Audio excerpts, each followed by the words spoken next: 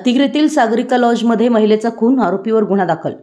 हातकणंगले तालुक्यातील अतिग्रे येथे सागरिका लॉजमध्ये एका महिलेचा लोखंडी हातोड्याने वार करून निर्घृण खून केल्याची खळबळजनक घटना बुधवार दिनांक 12 रोजी सायंकाळच्या सुमारास घडली आहे।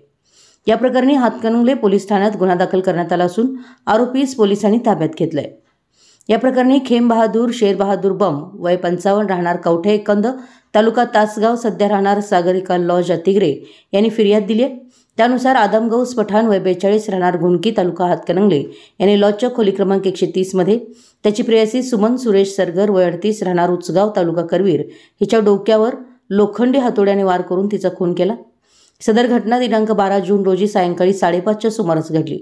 प्राथमिक माहितीनुसार मृत महिला व आरोपी यांच्यात गेल्या काही काळापासून ओळख होती। आरोपींना आर्थिक व्यवहाराच्या वादातून हा प्रकार घडवून आणल्याचं सांगितलं जात आहे। आरोपीच्या म्हणण्यानुसार महिलेने घेतलेले पैसे परत न देता पुन्हा पैशाची मागणी केल्यानं रागाच्या भरात त्यानं हे कृत्य केल्याचं फिर्यादीत नमूद आहे।